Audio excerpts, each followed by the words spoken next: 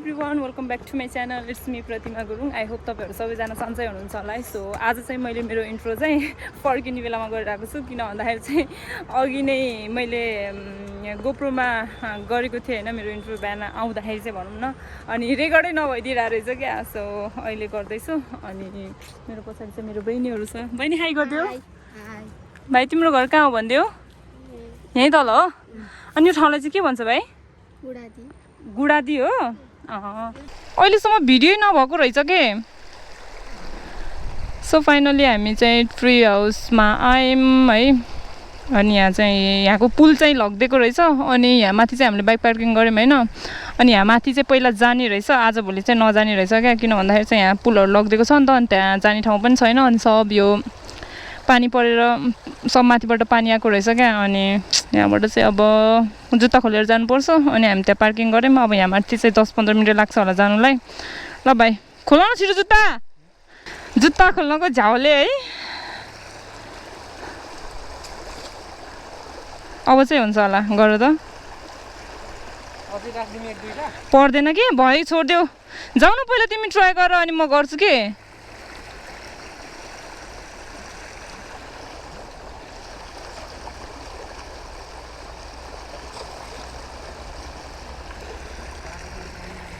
के भयो? गर न गर, जाऊ कि। पहिला तिमी गर न, अनि म गर्छु ल।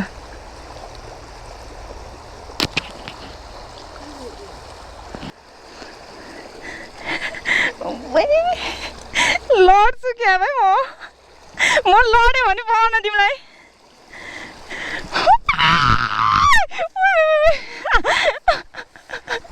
जिप्पै दि जाऊ त तिमी।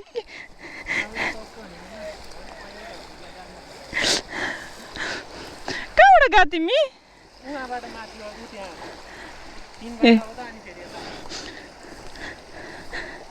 झन् त झाडलाई पक्रेँ नि त मैले, नत्र भने त लड्थेँ म। जुका आउँछ होला भाइ वे यस्तोमा त।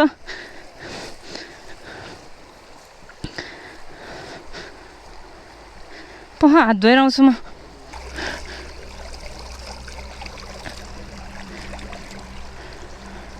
सो फाइनली म चाहिँ यहाँ माथि आइसकेँ। सिङ्गल ट्री हाउस भनेको चाहिँ यही हो, यो नै रहेछ। अनि यहाँ तल चाहिँ यहाँ तल चाहिँ पार्किङ गर्ने। यो पार्किङ यहाँ चाहिँ गरेर यहाँ हिँडेर आउन चाहिँ 15 मिनट्स जति लाग्छ। सो हामी चाहिँ हिँडेर आएको, लास्ट गर्मी भइरहेको छ। अनि यहाँ छ स्कुल रहेछ, यो चाहिँ है पुरानो स्कुल। यो बन्द भएको चाहिँ 7 इयर भइसक्यो अरे होइन। यहाँ चाहिँ 3 क्लाससम्म मात्र थियो अरे। सो यही हो। अनि यतातिर चाहिँ जङ्गल छ, जङ्गलहरू। यहाँ चाहिँ गार्डनहरू बनाउँदै हुनुहुने रहेछ। यहाँ चाहिँ यहाँको हेरचाह गर्ने चाहिँ दाइ हुनुहुने रहेछ। दाइ हेलो दाइ। तपाईँ हो यहाँको हेर्ने मान्छे चाहिँ? टिकटको लागि चाहिँ तपाईँ हो। अनि कति हो टिकटको लागि? एकजनाको 30 रुपियाँ। For 1 person 30 rupees. राम्रो। कति भयो दाइ यहाँ खुलेको चाहिँ?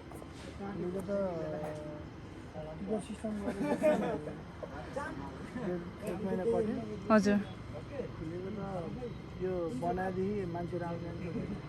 खुलेको चाहिँ कहिले भन्नु खोजेको? कति वर्ष भयो भन्नु खोजेको कि? यो बनाएको हालमा चैतमा कम्प्लिट भयो। कम्प्लिट त अझै भएन, चैतबाट मान्छेहरू आउँदैन। त्यसो भने धेरै त भएको नरहेछ है, 1 वर्ष पनि नभएको रहेछ है। जस दामी नै रहेछ भनौँ न है, बहिनीहरू नै आइरहेको रहेछ। अनि यहाँ केही रेस्टुरेन्टहरू छैन? रेस्टुरेन्टहरू छैन, अब बन्छ पिकनिक स्पोट रेस्टुरेन्ट। हजुर। अनि 3-4 पिङ चाहिँ हाल्ने कुरा छ। 10 भन्दा अगाडिसम्म सब कम्प्लिट हुन्छ। लिङ्गे पिङ, पिर्के पिङ र झाती पिङ के भन्छ, यतातिर पोखरी छ। हजुर। ए यो चाहिँ पोखरी हो?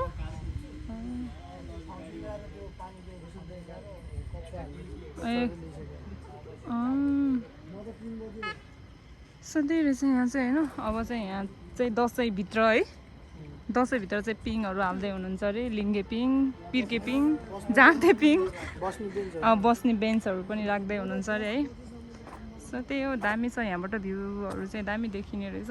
अनि यो चाहिँ पृथ्वी हाइवे तपाईँहरूले देखिहाल्नु भयो होइन। यहाँबाट चाहिँ पोखरा एन्ड काठमाडौँ जानु मिल्छ।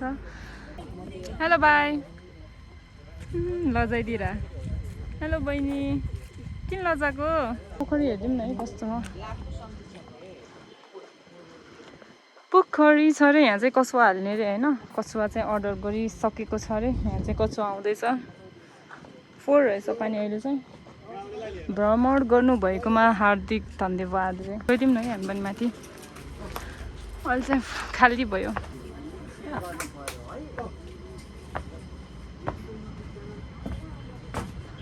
यहाँ चाहिँ कोठा रहेछ यस्तो के होला है यहाँभित्र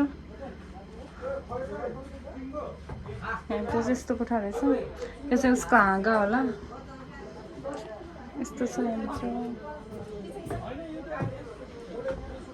यसको हाँगाहरू है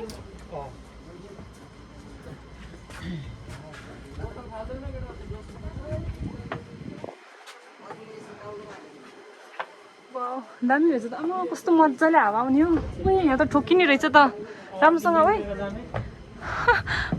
अहिले फेरि टाउको साउको फुट्ला है राम्रोसँग हौ माथि टाउको ठोकेला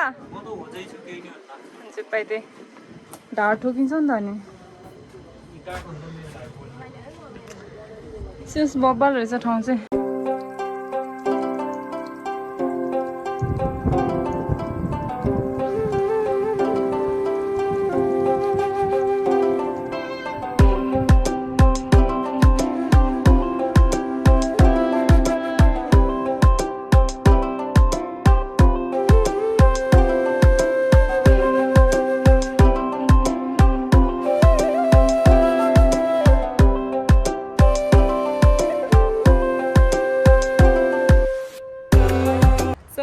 गुडादीको सिङ्गल ट्रीमा चाहिँ आएको थियौँ भनौँ न है अघि नै अनि हामी चाहिँ फर्कि पनि सक्यौँ यहाँ चाहिँ राम्रो रहेछ यहाँबाट चाहिँ भ्यूहरू अनि कस्तो शीतल आउँदो रहेछ हावा आउँदो रहेछ क्या स्कुलहरू पनि रहेछ पुरानो सो हामी चाहिँ अहिले हेरेर घुमेर फोटोहरू खिचेर चाहिँ फर्किँदैछौँ अनि हामी चाहिँ घर जान लाग्यो अब भाइ चाहिँ तलपट्टि छ हिँडिरहेको छ है अनि हामी चाहिँ यहाँ पछाडि छ यहाँ मेरो साथीहरू बहिनीहरू हाई गरिदेऊ ल सबैले हाई गर भाइ कति क्लासमा पढ्छौ तिमीहरू ल तिम्रो नाम भनिदेऊ न त ल तिम्रो इन्ट्रो देऊ त के अरे विपसा पपनी अनि तिम्रो भनिदेऊ उज्जवल राणा बाट अनि भाइ तिम्रो भन निश्चल राणा बाट कस्तो क्युट रहेछ यो भाइ त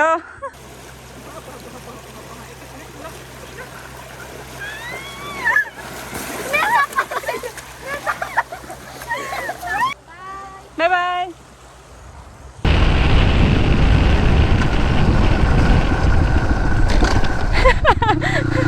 मजा आयो तिमीलाई थेचार दिएको नि तिमीलाई थेचार दिएको भनेको के डराउन दिएको के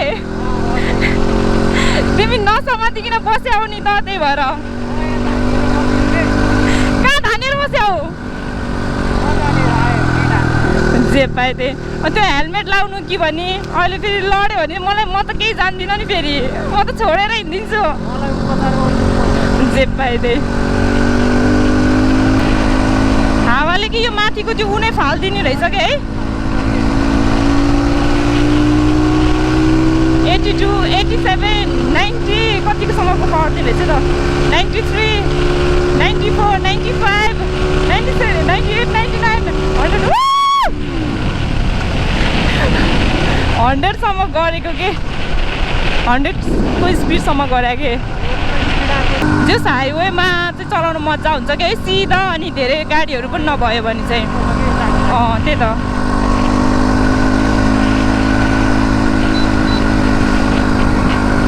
मैले चाहिँ यहाँ लुकिङ ग्लास चाहिँ हालेको छैन किन भन्दाखेरि चाहिँ मलाई मनै परेन के कस्तो यो लुकिङ ग्लास हाल्यो भने चाहिँ भद्दा देखिने के अनि मलाई चाहिँ यतिकै मन पर्यो अनि त्यही भएर चाहिँ मैले हालेकै छैन जस बोकेर चाहिँ हिँडेको छु ट्राफिकले अब ल्याङ गऱ्यो भने चाहिँ त्यहीँ हाल्ने भनेर ब्यागमा अनि नत्र भने चाहिँ मलाई जस्ट यतिकै मन पर्यो क्या अनि त्यो लुकिङ ग्लास हाल्यो भने चाहिँ कस्तो भद्दा कस्तो नराम्रो देखिने क्या मलाई मनै परेन सो त्यही भएर चाहिँ हालेको छुइनँ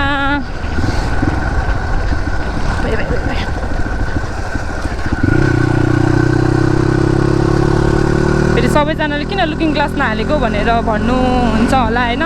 सो मैले चाहिँ मलाई मन नपरेर चाहिँ नराखेको। कस्तो क्या कस्तो भद्दा जस्तो लाग्यो क्या, अनि त्यही भएर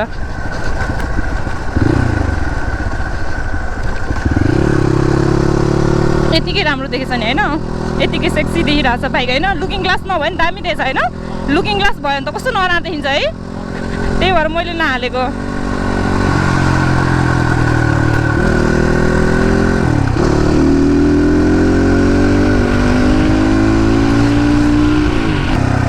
सो हामी चाहिँ घर फर्किँदै है, हामीले खाजा पनि खाएनौँ, हामी चाहिँ घरमै खाजा खाने भनेर। र आजको लागि चाहिँ यति नै, bye bye, see you my next blog.